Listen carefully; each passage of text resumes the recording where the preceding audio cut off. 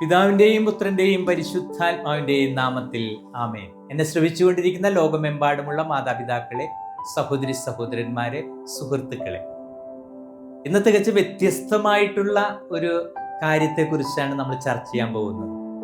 ആത്മവിശ്വാസവും തോൽവിയും, ഫെയിലിയേഴ്സ് നമ്മുടെ ആത്മവിശ്വാസത്തെ തളർത്തി കളയുമോ എന്ന് ചോദിച്ചാൽ പെട്ടെന്ന് കേൾക്കുമ്പോൾ നമ്മൾ മനസ്സിലാക്കാൻ പോകുന്നത് തോൽവികള്, പരാജയങ്ങള് ഒരു വ്യക്തിയുടെ ആത്മവിശ്വാസത്തെ തളർത്തി കളയുന്നു എന്നുള്ളത് തന്നെയാണ്. എന്നാൽ അതിൽ നിന്ന് വ്യത്യസ്തമായിട്ട് തോൽവികളെ വിജയത്തിന്റെ പടികളാക്കി മനസ്സിലാക്കിക്കൊണ്ട് നമ്മുടെ ആത്മവിശ്വാസത്തെ എങ്ങനെ ഉയർത്താം എന്നതിനെ കുറിച്ച് ചിന്തിക്കുവാനായിട്ടാണ് തുടർന്നുള്ള അല്പസമയം നമ്മൾ ഉപയോഗിക്കാൻ പോകുന്നത്. എല്ലാവർക്കും സ്വാഗതം. തോൽവികൾ വിജയത്തിന്റെ പടികൾ എന്ന് കീറ്റ്സ് എന്ന പോയറ്റ് പറയും, കവി പറയും.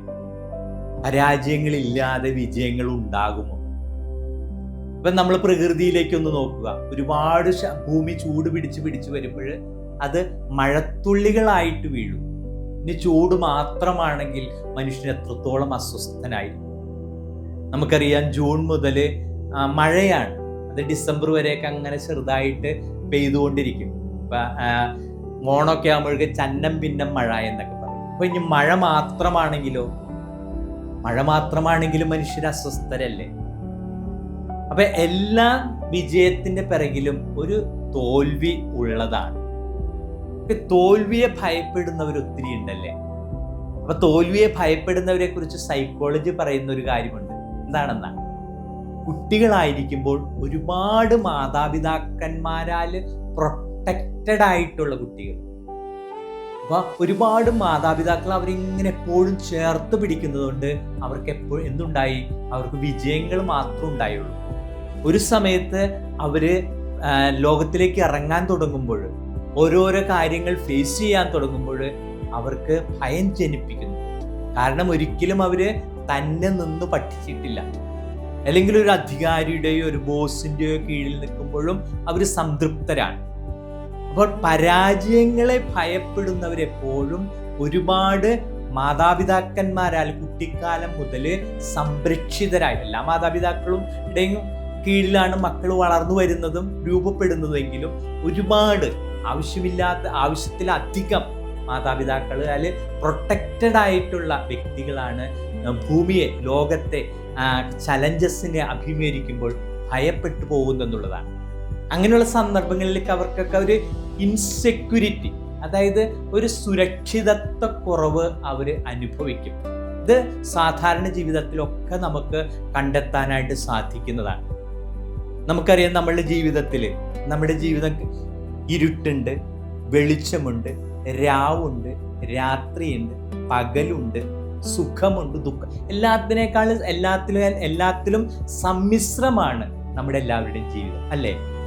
അപ്പോൾ പിന്നെ ഒരു പരാജയം കാണുമ്പോൾ നമ്മൾ തളർന്നു പോകേണ്ട ആവശ്യകത എന്താണ്? പരാജയങ്ങളില്ലാത്ത ജീവിതങ്ങളുണ്ടോ?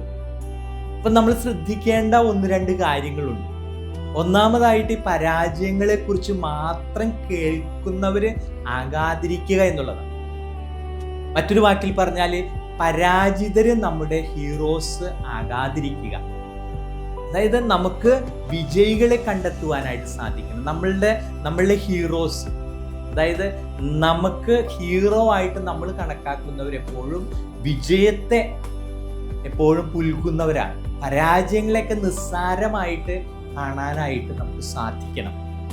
എന്നാലേ ജീവിതത്തിൽ ചലഞ്ച് എടുക്കാൻ പറ്റുള്ളൂ.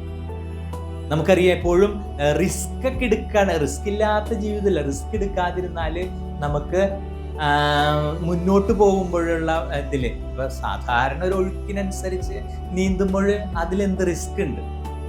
നമ്മളെപ്പോഴും പെർഫോമൻസിന് പ്രാധാന്യം കൊടുക്കണം. വാഗ്ദാനങ്ങൾ ഒരുപാട് കൊടുക്കുന്നവരാകരുത്. അതൊരു പ്രശ്നം തന്നെയാണ്. ഞാൻ ഇന്നതൊക്കെ ചെയ്യും എന്ന് പറയുന്നതിനേക്കാളും നമ്മൾ അത് പ്രകടിപ്പിക്കുന്നവർ, പെർഫോമൻസിന് നമ്മൾക്ക് പ്രാധാന്യം കൊടുക്കാനായിട്ട് സാധിക്കും. നമ്മുടെ ജീവിതത്തിൽ അതിന് വലിയ ഒരു സ്ഥാനമുണ്ട്. അപ്പോൾ ഒരിക്കലും പരാജയങ്ങളെ ഭയപ്പെടാതിരിക്കുക. കീറ്റ്സ് എന്ന കവിയുടെ കാര്യം ഞാൻ മുൻപേ പറഞ്ഞില്ലേ?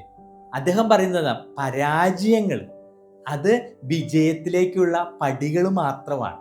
പരാജയങ്ങൾ നമുക്ക് ഉണ്ടാകണം. അത് നമുക്ക് അനുഭവമായിട്ട് തീരണം. എവിടെയാണ്, എങ്ങനെയാണ്, എപ്പോഴാണ്, എന്തുകൊണ്ടാണ് ഞാൻ പരാജയപ്പെട്ടത്, അതിൻ്റെ കാരണം നമ്മൾക്ക് കണ്ടുപിടിക്കാൻ സാധിക്കുമ്പോഴാണ് നെക്സ്റ്റ് ടൈമിൽ, ഇപ്പോൾ ഞാൻ പ്രസംഗിക്കാനായിട്ട് പോകാറുണ്ട്. ചില ദിവസങ്ങളിൽ പ്രസംഗിക്കുമ്പോൾ എനിക്ക് അത്ര പെർഫോമൻസ് കാണിക്കാൻ സാധിക്കില്ല. കാരണം എന്തൊരു ആത്മവിശ്വാസം ഒരുപാടുണ്ടാകും. ഭയം വേണം അല്പം. ഒരുപാട് ആത്മവിശ്വാസമായി കഴിഞ്ഞ് കഴിഞ്ഞാലും ഒരുപക്ഷെ നമ്മൾ അവിടെ ചെല്ലുമ്പോൾ നമുക്ക് സബ്ജക്റ്റ് ഇല്ല, അതിൻ്റെ കണ്ടൻസ് നമുക്കില്ല. എന്തെങ്കിലുമൊക്കെ പറഞ്ഞു പോരാന്ന് വിചാരിച്ച് ചെല്ലുമ്പോഴായിരിക്കാം നമ്മളെക്കാളും പ്രഗത്ഭരായിട്ടുള്ളവർ ആമുഖവും അതുപോലെ ബാക്കിയുള്ള പ്രസംഗങ്ങളൊക്കെ ചെയ്ത് തകർത്ത് നിൽക്കുന്നത് കാണുക. അപ്പം നമുക്കില്ല, വിഷയമില്ല. അപ്പം അതുകൊണ്ട് നമ്മൾ എപ്പോഴും ഒരുക്കമുള്ളവരായിരിക്കണം. ഒരു പരാജയം നമുക്ക് നേരിട്ടാൽ ആ പരാജയത്തിൽ നിന്ന് നമുക്ക് പഠിക്കാൻ സാധിക്കും. എവിടെയാണ്, എങ്ങനെയാണ്, എന്തുകൊണ്ടാണ്, എപ്പോഴാണ് എനിക്കിത് സംഭവിച്ചത്, ഓരോന്നും നമ്മൾക്ക് വിശകലനം ചെയ്യാനായിട്ട് സാധിക്കുകയാണെങ്കിൽ പുരോഗതി ഉണ്ടാവും, വിജയം ഉണ്ടാവും. ഞാൻ എപ്പോഴും പറയില്ല, നമ്മുടെ ശ്വാസം ആരുടെയാണ്? നമ്മുടെ ശ്വാസം ദൈവത്തിൻ്റെയാണ്. ദൈവം നമ്മളിൽ തൻ്റെ ശ്വാസം നിക്ഷേപിച്ചിട്ടുണ്ടെങ്കിൽ, കഴിഞ്ഞൊരു ക്ലാസ്സിൽ നമ്മൾ പറഞ്ഞില്ലേ, എല്ലാം ദൈവം സൃഷ്ടിച്ചതാണ്. എന്നിട്ട് എല്ലാത്തിൻ്റെയും മേൽ മനുഷ്യന് അധികാരം കൊടുത്തിരിക്കുകയാണ്. അവന് ഉള്ളതിനേക്കാൾ ശക്തി വേറെ ഒന്നിനുമില്ല. ഇത് നമ്മൾക്ക് ബോധ്യങ്ങളുണ്ടാകണം. ഒരു പരാജയം ഉണ്ടായാലും, ഒരു പാട്ട് പാടിയപ്പോഴോ, ഒരു ജോലി ചെയ്തപ്പോഴോ, ഒരു ദിവസം ഒരു പ്രത്യേകമായിട്ടുള്ള റെസ്പോൺസിബിലിറ്റിയിൽ ഏറ്റെടുത്തപ്പോഴോ നമുക്ക് പരാജയങ്ങൾ ഉണ്ടായെങ്കിൽ അത് അടുത്ത പ്രാവശ്യം അത് വിജയത്തിലേക്കുള്ള, ഇപ്പോൾ ഒരു വക്കീലിൻ്റെ ഗുമസ്തയായിട്ടിരുന്ന ഒരു പെൺകുട്ടിയെക്കുറിച്ച് ഞാൻ മനസ്സിലാക്കാനായിട്ട് എനിക്ക് അവസരം ലഭിച്ചു. ആ പെൺകുട്ടിക്ക് ഒരു പ്രത്യേക വക്കീലിന് കൊടുക്കുമ്പോൾ അവൾക്ക് സന്തോഷമാണ്. പക്ഷേ കഴിവുള്ള വ്യക്തിയാണ്, നല്ല എഫിഷ്യൻ്റാണ്. പക്ഷേ അവൾക്ക് വിശ്വാസമില്ല, അവൾക്ക് ബോധ്യമില്ല. തൻ്റെ കഴിവുകൾ, തൻ്റെ പ്രാഗൽഭ്യം ഏത് മേഖലയിലും എനിക്ക് പ്രകടിപ്പിക്കാൻ സാധിക്കുമെന്ന്. ചിലപ്പോൾ പ്രസ്തുത വക്കീൽ, അവളിപ്പോൾ വർക്ക് ചെയ്യുന്ന വക്കീൽ ഒരുപാട് വഴക്ക് പറഞ്ഞിട്ടുണ്ടാകാം. പക്ഷേ അതെന്തിനാണ്? അടുത്ത പ്രാവശ്യം ഞാൻ പെർഫോം ചെയ്യുമ്പോൾ അതേ വക്കീൽ തന്നെ എന്നെ കൺഗ്രാജുലേറ്റ് ചെയ്യണം. ഈ അവസ്ഥയിലേക്ക് എനിക്ക് വളരണമെങ്കിൽ എവിടെയാണ് എനിക്ക് പരാജയം സംഭവിച്ചത്? വക്കീലിൻ്റെ ഓർത്താണോ, അതോ ഞാൻ പെർഫോം ചെയ്താൽ ശരിയാവില്ലെന്നുള്ള ചിന്തയാണോ? അങ്ങനെയുള്ള ചിന്തയോടെ ഞാൻ ചെന്നപ്പോൾ പതറിപ്പോയതാണോ?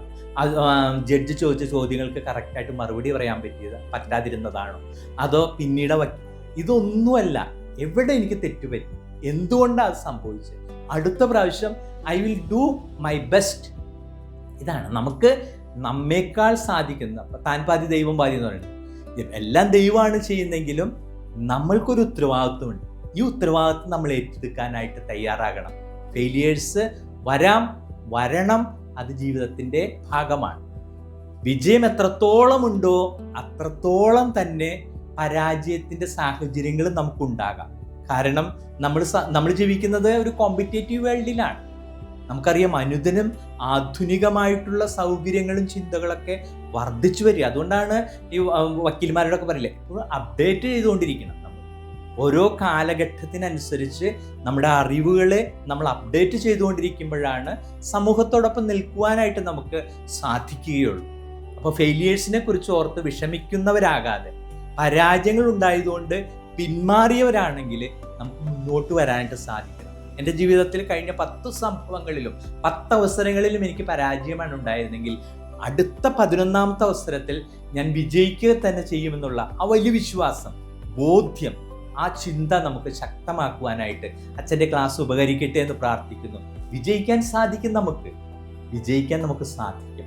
പരാജയങ്ങളെല്ലാം വിജയത്തിലേക്കുള്ള പടികൾ മാത്രമാണെന്നുള്ള ആ ഒരു ബോധ്യത്തിലേക്ക് ഞാൻ കടന്നു വരും.